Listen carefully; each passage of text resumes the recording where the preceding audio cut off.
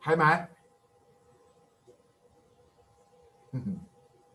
Hello, Mr. Siegal. How are you?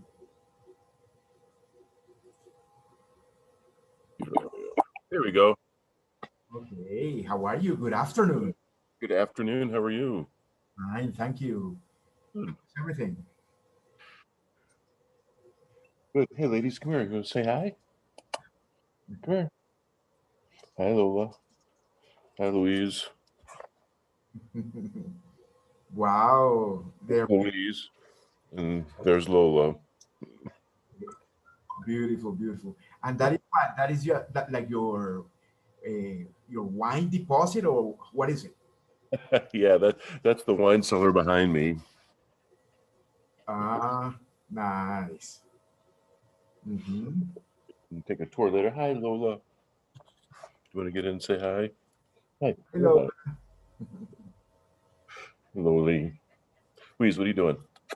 Hi. Hi, come here. You can say hi. You're spoiled. What breed are they? They're Keeshonds, Keeshond, Dutch barge dogs. Okay, they're beautiful. Bred to be companions on the barges in Holland. Mhm. And you have had like there was another one that passed away, that wasn't it? Yeah, they're Good Keeshonds. afternoon. Good afternoon, Alejandra. How are you? Hi, Ernesto. Hello, Hello, Matt. How are you? Good, Alejandro. How How are are you? you? Good, thank you. Eh, Hi. Thank you. okay, here is Anna. I don't know how many are going to come, but Sure. No worries. we'll wait for Sure. them. Okay? So you were telling me that one was that one passed away already? Yeah, but these two, one's just over a year old, and the other one's just over 2 years old, and we've had them probably for 25 years or so, uh, at different times. And it's the only breed of dog we've had as a married couple. I grew up with dogs and cats, and my wife not so much. I mean, they had a dog here or there and a cat here or there, but since we've been married, we've pretty much nonstop have had responsibility of a couple of dogs. Mhm. And we fell in love with this breed, and we thought after our last one passed away, we would switch and look at something else or take a break, and that lasted about a month, and we ended up with them Uh-huh. and wouldn't change it. They're great. They're super companions. They're a lot of fun. They keep each other company, and they'll start running around here in a minute. So I might have to chase them upstairs. But when you travel so much, you don't see them much. I know now they're getting used to me being around with COVID and the pandemic. So I don't know what's going to happen when I start traveling again. Mhm. And is that going to be soon? That you're going to start We're traveling? not sure. We're not sure. I've got a couple of personal trips. We have a couple of personal trips coming up. But as far as professional travel, a lot of the customers are leery to have folks come in that they don't know where they've been. I guess once we all get vaccinated and there's a little bit when there's group immunity in the United States, then I think that there might be a little bit more open to it. Even if we're not, we could, I don't think it's clear if we can still carry it, even if we're immunized, and we don't want to get anybody else sick for sure. Mhm. We've done a fairly poor job. And how is this COVID thing in New York? Is it better or Yeah, and much better. We were the epicenter at the very beginning, as I'm sure Mark told you. And the governor tried to get in front of it as best he could, but the horse is already out of the barn at that point. With so many international flights coming in and being such a melting pot in New York City and dispersing throughout the state and the tri-state region and the rest, that it blossomed. But it's getting much better. Our area has done pretty well. We have a lot of friends that are doctors, and they see it kind of curtailing down a good bit. Mhm. Okay. Okay, why don't while we wait for the others, I Sure. don't know how many are coming, why don't we start like we presenting to you? Here is Anna and here is Alejandra. Okay. Alejandra is environmental engineer. Well, she'll tell you. Alejandra, please, could you introduce yourself? Okay, so hi, good afternoon, Matt. It's a pleasure to meet you today. My name is Alejandra Catacoli. I am environmental engineer. I am sorry, I don't have the camera on. I am a student of Ernesto around 12 years, more or less. And actually, I'm working for the IDB. I started working with them since February and living in Washington, D.C. Uh, during these weeks, I'm in Bogota doing some things with family, but I will be back on April. So I will be living there around, I don't know, 1 year at least. Nice to meet you. Nice to meet you too, and good luck. If there's anything we can do when you get to the United States, please let me know. We're happy to help. We've got friends in Washington, D.C. I belong to a number of trade associations, and one of them that's an associated with us, they're headquartered a few blocks from the White House. So if you need a resource, we'd be happy to help you. And it might tie in with what you're doing with your environmental engineering. It's the Vinyl Institute. So it is the Association of vinyl resin producers. Okay, great. Okay, thank you. Thank you a lot. I will be on touch. Thank you. Okay. Okay, Anna, will you please introduce yourself to Matt? Hello, Matt. My name is Ana Maria Reyes. I'm from Bogota, Colombia. Right now, I'm in a private grade. I have two is 21, the one is 19, and both of them are studying at the university. And right now, I'm working in private banking investment. So I have to deal with the money of my client. Okay. I have been working with Ernesto for at least 5 years, at least no less than 5 years.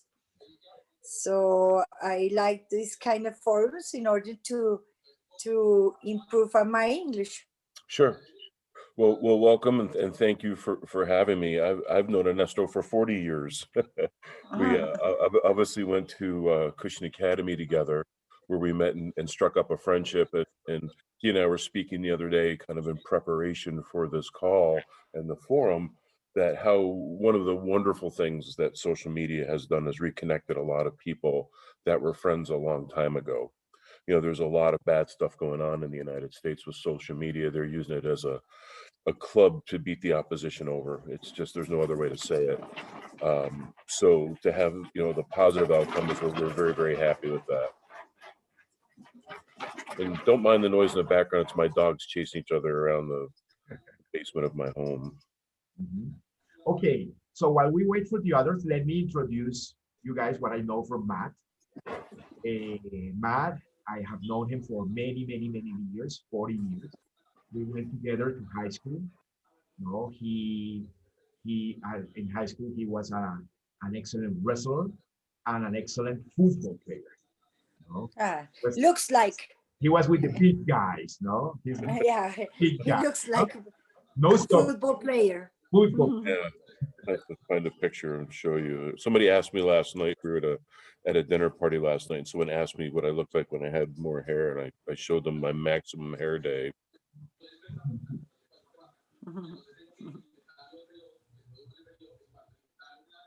So bear with me. Of a picture of when I was in university playing football. It's funny, but all Ernesto friends are bald. Well, I have all a little bit of hair. Friends. Oh, we lost our hair. None of your friends. Yes. Ladies, if you can see it. I think most of them are huge.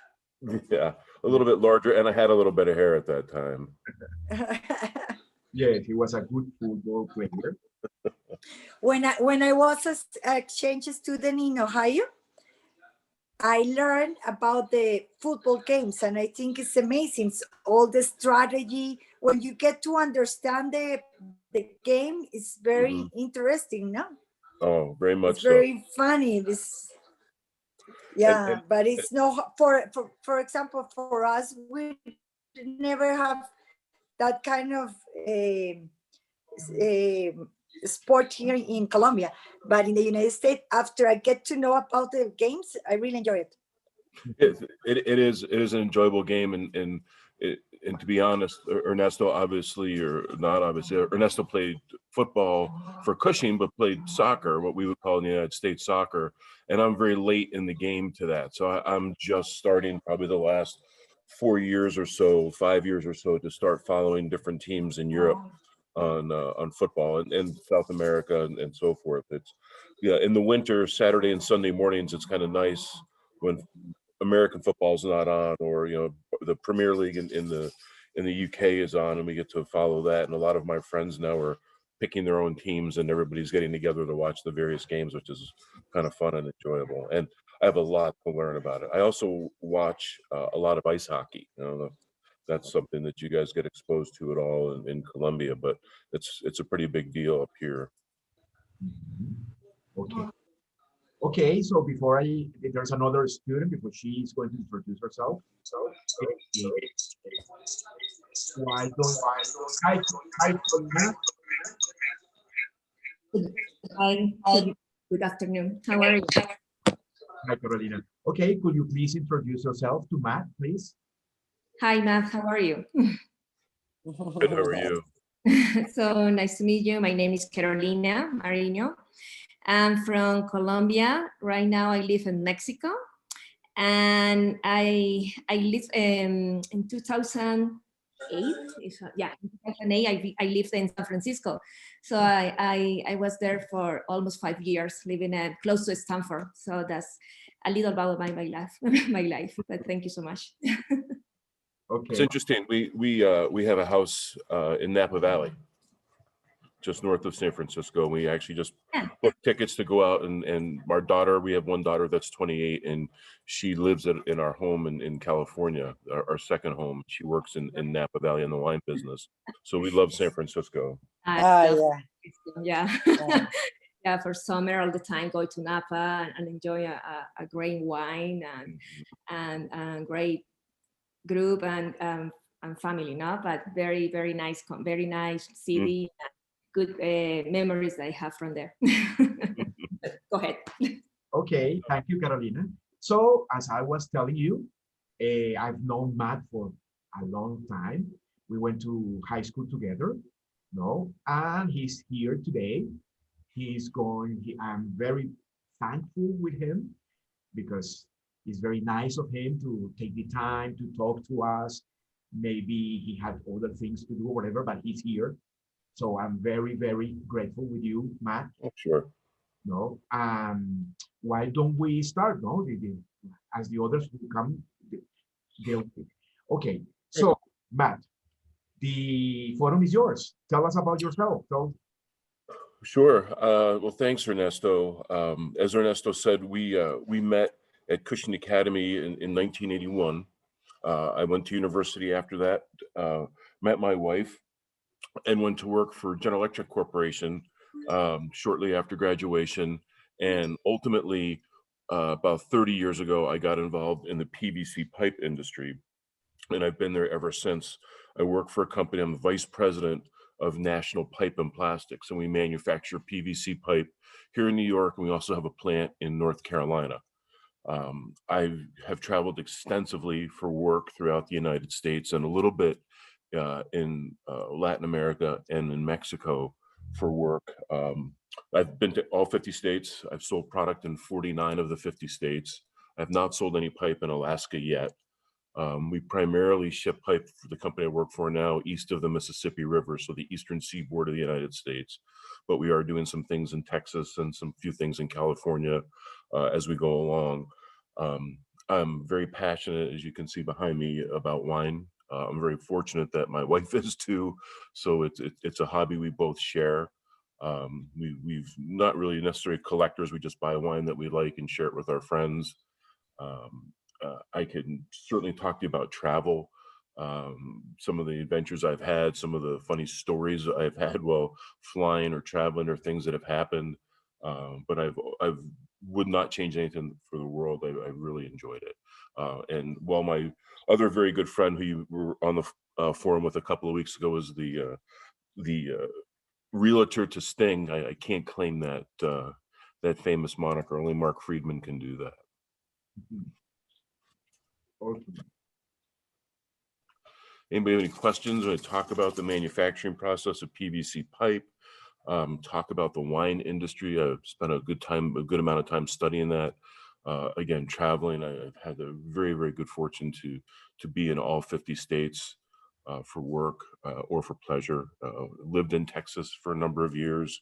Spent quite a bit of time in Mexico, where Carolina is. I'm not quite sure where in Mexico, but I've got to travel to the Baja Peninsula. I've traveled down to Culiacan, Ensenada, Mazatlan, Mexico City. I've been to Chihuahua, Aguas Caliente, Nuevo Leon, Matamoros, Monterey. So I've had the blessed to be able to do that. Spent quite a bit of time in Costa Rica. That's where some of the parts of our pipe is produced. So we get down to the factory quite a bit down there. Okay, so I don't know, maybe they like to travel, they like all kind of experiences, they love wine. So talk to them whatever you want. Sure. You know, the wine, the interesting story with wine, somebody was asking me the other day how I became so passionate about wine. And it's kind of a cute story. And this dates back to before the internet. When you wanted to go to a new restaurant, you open the yellow pages and you would get the phone book out, and people would spend money on advertisements in the yellow pages. So we were living in Lancaster, Pennsylvania, and it was my mother-in-law's birthday, and we wanted to go someplace new, and we were fairly new in town ourselves. So you looked in the yellow pages and took your chances. There weren't any reviews. You didn't have the ability, other than word of mouth.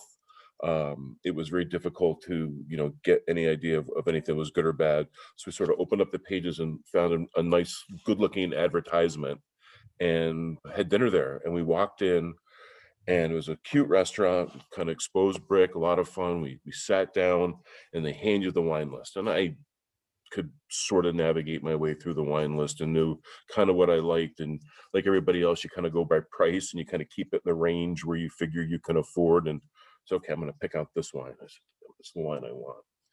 And the owner came over and he goes, "That's a really nice wine, but that's not what you're going to be drinking tonight." Okay, I've got something else that you're really going to like even better, and it'd be so it was like, okay, great. So I'm gonna grab, just happen to have a bottle of wine. So he comes over and he presents the bottle of wine, he shows me, and he pours some for everybody, and next thing you know, he pulls up a chair and pours a glass for himself. Like, okay. And sat down and proceeded to have a conversation with everybody at the table. Asked me what I did, and I said I was vice president of sales of a PVC pipe company, and which one. I told him, and he knew where it was, and he asked me if I had ever hosted customers. I said, yeah, we do it all the time. So, like any good salesman, he said, would you consider coming to my restaurant? Yeah, you seem like a really nice guy, and wine's very good and reasonably priced. And just say, give us a shot. And as fate would have it, 3 or 4 weeks later, we had the opportunity to host some customers. So I took advantage, and I called the guy up and said, hey, well, come on in. So we walked in and sent the customers in first as gracious hosts, and let them come in. And as soon as we walked in, the guy goes, "The guys from Bristol Pipe are here. Welcome." And the customers are just thinking, wow, these guys know the owner of the restaurant. This is awesome. And from then on, he had my business. So we would go quite frequently. We would go professionally, we would go personally.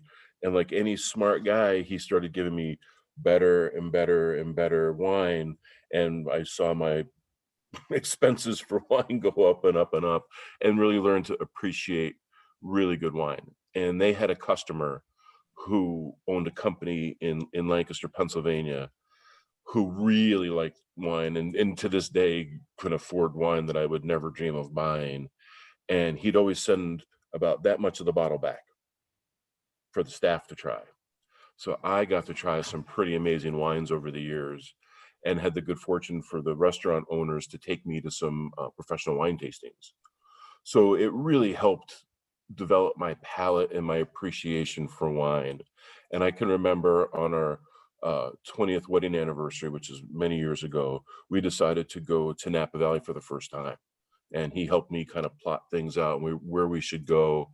And we just fell in love with wine and the whole winemaking process after that. So we've become super fans of Napa Valley and wine in general, and have been going 4 or 5 times a year for the last almost 20 years.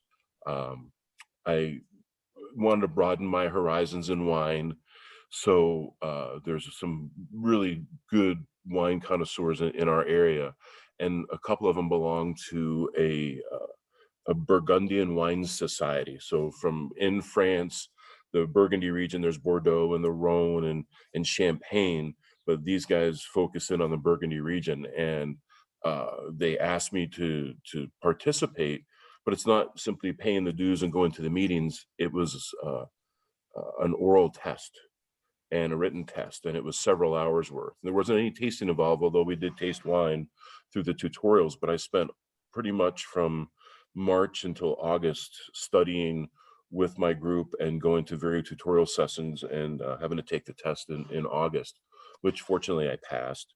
And we had an event last night, very small because everyone's very careful about COVID. So it was a limited number of people and everybody had either tested negative or been vaccinated or have already had COVID. We got to enjoy some really nice wines last night, and it's great because they're passionate about French wine, French cooking, French wine, and particularly from the Burgundy region, which I don't know a lot about. So it's helping me learn more, and I want to learn more about it. And there's a gentleman who I had never met before there, and he's a big fan of the Bordeaux region, and I don't know much about Bordeaux, so he's promised to sort of take me under his wing and teach me about that. And I can certainly help anybody with California wines because that's pretty much what's behind me. Okay, interesting. Mhm. And that's the reason why you bought a house in Napa Valley? Because did. you like the Yeah. wine? We did. Really? Yep. We've traveled all over, and we've vacationed in Florida, in the Carolinas, and and I should have asked Ernesto kind of where you folks like to go for vacation if you pick a spot in Colombia or another country to go visit. And for the United States, as Ernesto can tell you, they're crazy about their holidays, and they're crazy about when you get to a certain age, where are you going to go? Where are you going to end up? And I think Carolina can appreciate she's smiling. So, a lot of folks that live in the Northeast or Midwest gravitate towards Florida. The weather's much nicer. It's much more friendly to seniors. Well, we've been going to Napa for the last 15 or 16 years. Absolutely fell in love with it. Everybody told us we'd end up buying a house there. And business has been very good. I've been very fortunate, and we had a very good year. And Nancy and I just looked at each other and said, if we're not going to do it now, so we bought a house, and we bought it 2 months before COVID hit. We bought it in January of 20. So we've only been able to go out a few times. Like I said, our daughter lives there, so that's nice. We have somebody looking after the house, and as we're doing some improvements to it. But it's not ideal to just jump on a plane because it's 2,800 miles, and I can apologize for not being able to convert that to kilometers for you, but it's about a 5.5-hour flight one way from Newark, New Jersey to San Francisco. And for us to get to Newark Airport, which is not very far from where Mark Friedman lives, takes us about a 3-hour drive. So we kind of go down the night before, stay right outside the airport, and fly out in the morning, and we can be in Napa Valley by lunchtime. And so we're going to go in a couple of weeks and spend a week out there.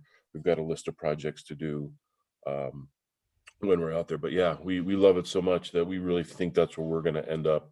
We have dear friends that live there. We have a kind of a network of people who we have to kind of see every time we're there, or have dinner with, or lunches, or have over for a drink or so. But yeah, I think that's for us is where we're going to be. And our dear friends have places in Florida, and like I said, South Carolina, North Carolina. Trying to think where some of the other folks have places. Some are up north, have places in Vermont, which is beautiful, or Canada. We've thought about doing something different, but that's where we gravitate towards. Yeah, it's a beautiful place, Anna. Is the people, Yeah, you really enjoy. It's another city. Yeah, we can call like that. Math. Sausalito is beautiful. Sausalito. So yeah, I really love California. I can tell. That was 5 years. I really enjoyed the people. I think it's more like like I will say Ernesto Costeños, more like friendly and Very much so. Happy people. So sorry. It is, the thing that you'll find about Napa is pretty much their whole existence is around hospitality. So they really have to be nice to people. And if you're just okay, you're going to get left behind because you've got to be, every day you need to do better. You need to make sure that when those people walk into the winery or to the restaurant or to the grocery store, that they've got a great experience, because there are choices, and it is a place that several million people visit a year, and it's very competitive. And to Anna's point, Napa's a city. It's small. I live in a county. The different states have sort of different ways, townships in Pennsylvania and counties, but in this area we go by county, and Broome County is only about 150,000 people. The city of Napa is about 50,000 people. The county's about 200,000 people. It's only 30 miles. The valley itself, the agricultural area, is only about 30 miles long and 2 or 3 miles wide at its widest. And we've got wine growing kind of almost on the top of the mountains, on the hills, and on the valley floor. And it's really, really, really pretty. Sorry, my dog's seeing I have been in Napa Valley, and I enjoyed the wine tasting, and I had the opportunity to go to visit the vineyards in Portugal, and the experience is not the same, because in Napa Valley everything is organized and they are very warm, and they really it make you feel at home. So Sure. they have the cheese and Portugal, it was like they want to sell wines and that's it. Well, that's funny you should say that, and I have to make a mental note of that, because during the pandemic we've been watching a lot of TV together, because I as Ernesto told you, I traveled on average 45 to 48 weeks a year, so I wasn't home very often. So I'd be home for a few days to kind of empty a suitcase and repack.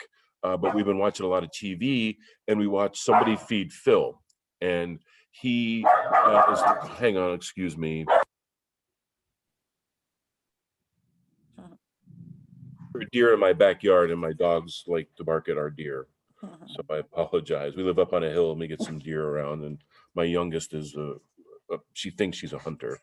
But Somebody Feed Phil, he did the TV show Everybody Loves Raymond, and he's taken it upon himself to travel the world and try all different kinds of cuisines at different countries.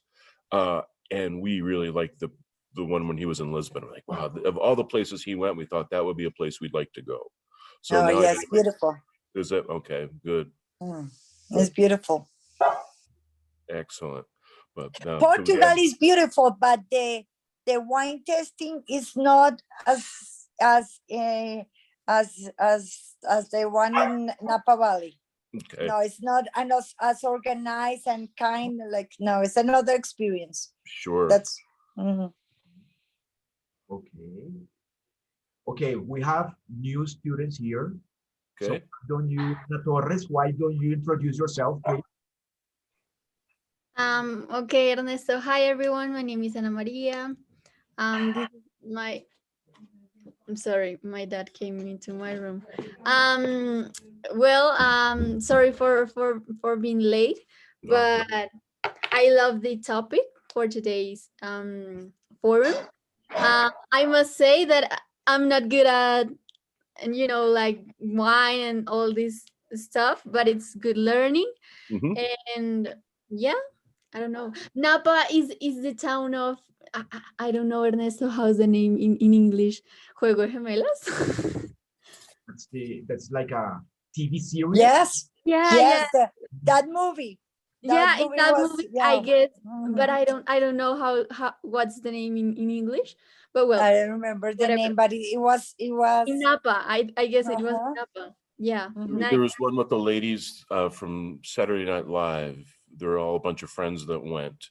The one that everybody references, which everybody thinks was Napa, is Sideways. Is that the one you're thinking of? I don't know. Is the one of the siblings, the two siblings that I don't know. Oh, the girls. Yeah, the girls, the yeah, yeah, girls. yeah. And as a, you know, funny you say that because we know the people who own that house. Yeah. Really? Yeah. Wow, Yeah, that's cute. it's a beautiful home. It's Stagland Vineyards. I could go grab a bottle of their wine actually. Nice. Mhm. I don't know what's the name of Fuego de Gemelas. There's the movie. I don't remember the name of the movie, but I remember the movie. Yeah, let me search for it. Twins Games. Those No, I don't there's know. about two girls that move from the house of the California to mother and London because of the parents. They got divorced and yeah, yeah, and they mixed up almost. the kids or something like that. Yeah. And I guess it was in Napa. I'm pretty sure it Yeah. was in Napa. Like, No, it was in Napa, yes. Yeah. bad resolution. But the wine that I'm trying to get everybody to see, but it's hard because of the resolution, is from Stagland Family Vineyards. And they filmed that movie at the Stagland's estate. Mhm. Hi. Garrett Stagland and his wife, and a friend of mine, Jaime Orozco, is the director of hospitality there. It's a beautiful, beautiful home. Yeah. And how's the weather there in Napa? Napa weather is really nice right now. We split our time on, because you weren't on earlier. We split our time between Napa and upstate New York. And upstate New York, it was cold and snowy today. In Napa, it's going to be in the 70s for a high Fahrenheit, and probably get down to the 40s this evening. This is their rainy season, and the interesting thing about Napa Valley that perhaps Carolina can remember, and Anna's been there, is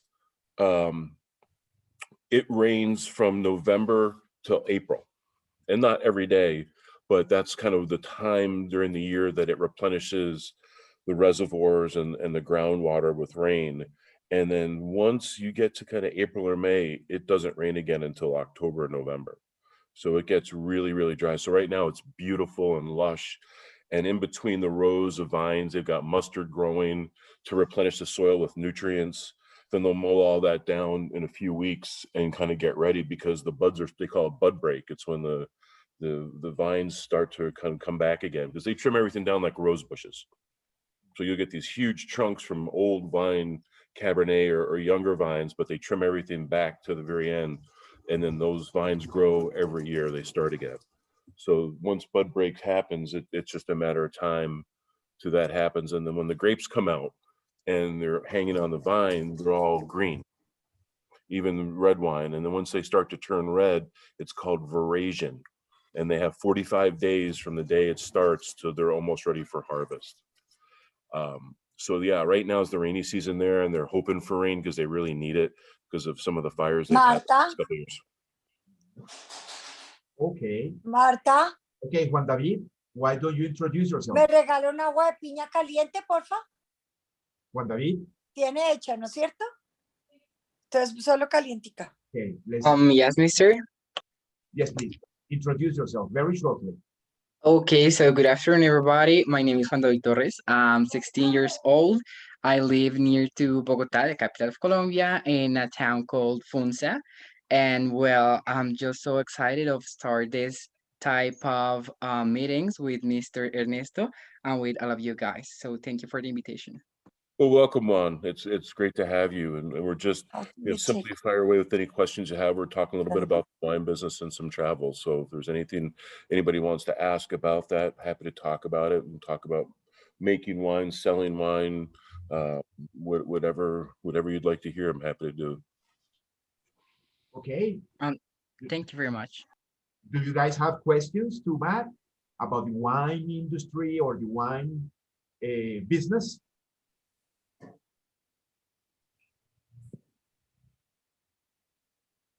Not really, but I would like to, like to know what's the story of Matt getting into this industry and, the vineyard.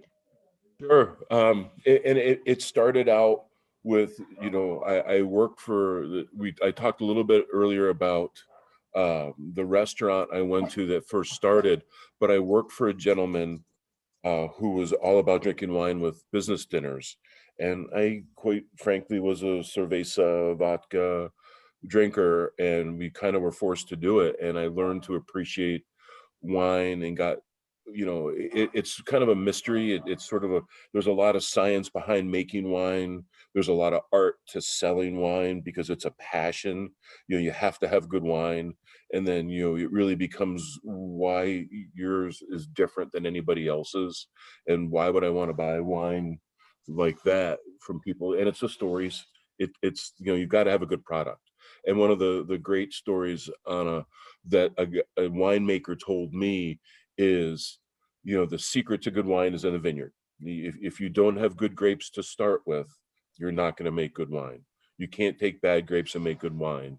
You can certainly take good grapes and make bad wine if you're not careful.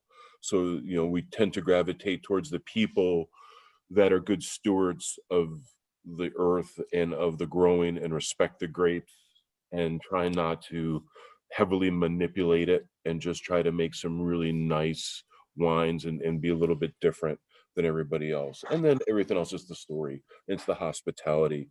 So I've been dabbling in it for years now. I have a dear friend of mine who makes wine, and on a whim, he made some wine with my name on the label. So I've, you know, it's somewhat of a gag gift, but I have my own label now of some Cabernet Franc, and it's really actually really good wine. So that's kind of a fun deal, and it's fun to share it. It's really a social beverage. I mean, everybody likes to have again a beer or a glass of wine or a drink, but when you open it up and you want to tell somebody the story about, you know, the Staglin family where the movie was filmed, or my dear friend Dave Miner, who you know, his wine's here, and his family started Oracle Software, and just talk about, you know, his passion for wine, that people love that. They absolutely, you know, want to hear that, and they want to share that experience. And, you know, when you start maybe using some descriptors about wine, of its characteristics, and you see someone's face and they kind of get that. They might not have sensed it. And I guess the power of suggestion is pretty strong. You know, you can convince them, but if, you know, you're honest and go through it and say, you know, this is kind of what I see and smell, you know, it's fun and people remember it, and it's great to make a memory over a great bottle of wine. Okay. Okay. Alejandra, do you have any questions? Okay, yes, Matt, I am not a good, well, I'm not a good wine drinker. I don't know which is the word, sorry. But if I want to start knowing and trying to understand all this wine life, if I can use this term, which will be your recommendation to start doing that? Which will be? One of the things I would strongly recommend is finding a wine shop that's fairly close to where you live and stopping in and talking to them. And if there's something you like, if you like white wine or red wine, and if there's some certain characteristics of the wine that you like, have them, you know, kind of guide you to stuff. Let them know. Don't be afraid to tell them, you know, what your budget is, because that'll help them a lot and guide you to some stuff. And don't be afraid to try something. You know, and Esther and I talked, you know, a good wine bar, you know, a place, a enoteca, where you can go and ask for, you know, maybe a sip of some wine, or they've got the little flights where you can try a little bit of each and kind of make some notes. And it's okay not to like it. You know, don't force yourself. And the joke is, you know, life's too short to drink bad wine. You know, so find something you like and enjoy it. And if you don't, it's okay too.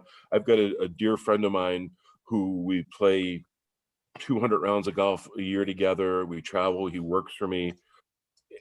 Great guy. Will not drink wine.